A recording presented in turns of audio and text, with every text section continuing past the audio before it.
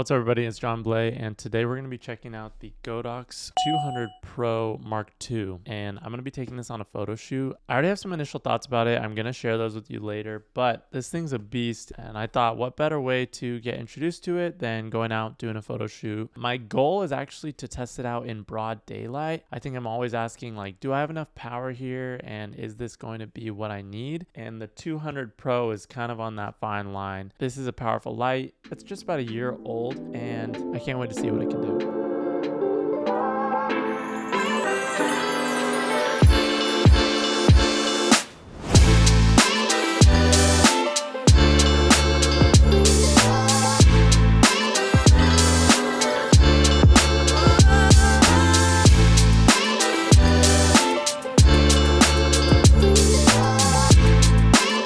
I'm gonna be testing it out right now. I have an ND filter on, 2 to 5 stop, and basically I just wanna see if this thing's powerful enough to overpower the sun or kill the sun. I bought it because I thought it might be. It'll be great for indoor shoots. I'm not worried about that. What I'm worried about is if I wanna do an outdoor photo shoot in the middle of the day, can I use this? Will it be enough power? Find out with me. Now it's on full power.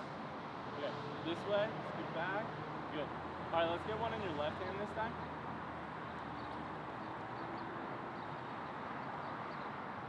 It's gonna work. I can tell. Ready?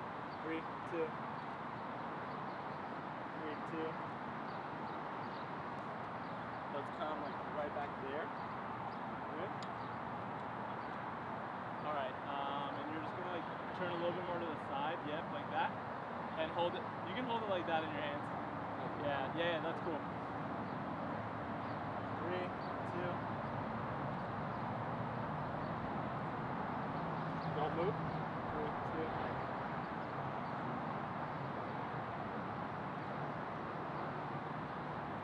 That's terrible. It looks good.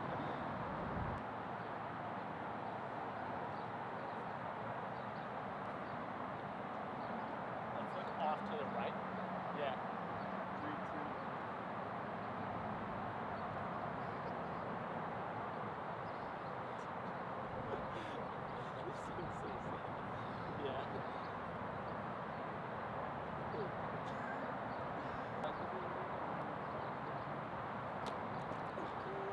That was it. That was the one. Yeah, we'll try one more. 3, 2, 1. No, I got it. Let's have you do one where you're on your knee. Right in the... Let's do your left hand on knee.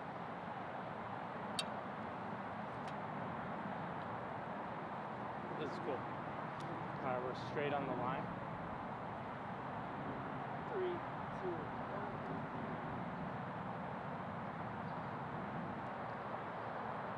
That's a good one too. A really good one. Dude, this is actually sick. Okay. I'd love to do a seated one over there on that bench. I think that'd be really cool. I'm just gonna use the one light.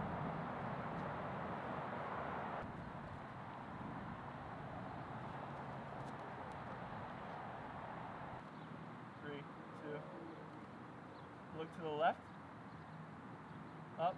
I really did test the limits of the 200 Pro though, because I'm like trying to shoot directly into the sun with only using that light. But it is bright enough, so if I did get a modifier or something, I feel like that'd be helpful. Something that makes it like a little bit brighter and cone shaped. But it's powerful. Really? Okay, powerful light. Excited about the results that I got. The screen, super visible. So definitely happy that they updated that, using the new LCD screen. See you guys, appreciate it. Using the new LCD screen is super nice. Let's get into the edits on the photos and I'll show you guys what I got. And we're back. So definitely love the LCD screen, but I wanted to get into a couple more things that I really like about this light. First of all, everything I'm showing you is with the 200 Pro 2. I know I mentioned that I had another light on that shoot and I did use it for some photos. I'm not showing you guys those photos right now. I'm just showing you the stuff with the 200. I used a single light for all of those photos and for a couple more that I'm going to show you right now. Secondly, I went for like more of a harsh look in this photo shoot because I was really testing out the light. I had a couple soft boxes. I didn't use those for anything in this shoot. I wanted to get the full output power. So if you use a softbox or any sort of modifier, there's a chance that that modifier is actually going to lessen the amount of light that you get. Okay, if it's like one of the cones, obviously those will just give you more power. I don't have one of those right now, so did not use anything else. It's giving a more harsh look for the edits and for the photos. Sometimes I'm gonna need to use a softbox if I want the light to be softer on my subjects. This was not that case. I was using harsh light, and for sports looks, I think that's sometimes okay, but it's gonna be your choice for that. This light was powerful enough to kill the sun. I know that's overused. I'm gonna stop saying it. It was powerful enough to make the background dark and to, you know, show the sun as like a ball or like a ray. I at one point wanted the sun to be more of like a starburst, so I did change my aperture, probably made it more like 11 or 16, and then brought my flash power up. I was using like mostly full power, like 1/1 for my flash. I used that. I maybe did 1/2 at one point, but I needed to use the full thing, especially because I was using a 2 to 5 ND filter for most of this photo shoot, and I was up at 5 at different points to make sure that my background was dark enough or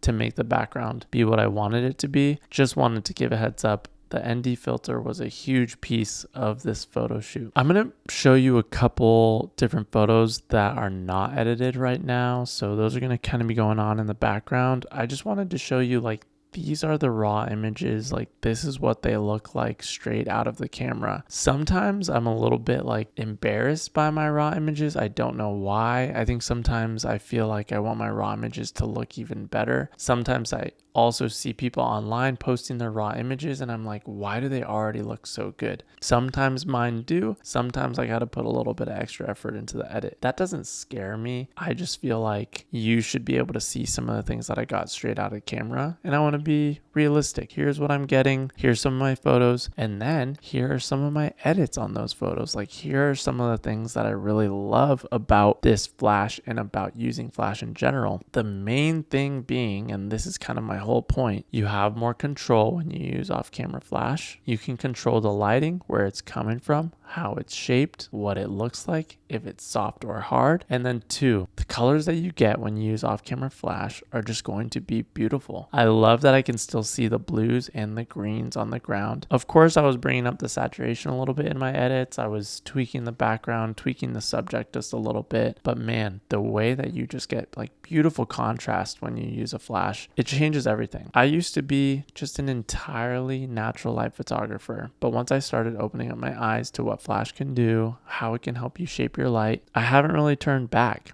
So the 200 Pro 2, I'm just getting started. This is my first time using it. I like the results that I'm getting. There's a lot of photos from this photo shoot that I will be putting into my portfolio. As far as lights go, it connects super easy to the X3C. I didn't have any trouble with it turning off or on. Like it was very compatible. It's still practically new, you know, less than a year old. I think it's at the top of this speedlight strobe world in the 200 watt category. You can test out the other ones if you want. I haven't really compared it to any of the competition, but as someone who has, you know, used flash for the past year, loves the 400 Pro, definitely going to keep using that one. This is going to be great for my future projects, and indoor, outdoor, it can be utilized and it can be beneficial. Thanks for following along. Be sure to follow and subscribe. I'm going to keep making review videos and videos about my photography journey. I appreciate each and every one of you who are here, and I'll catch you next time. Peace.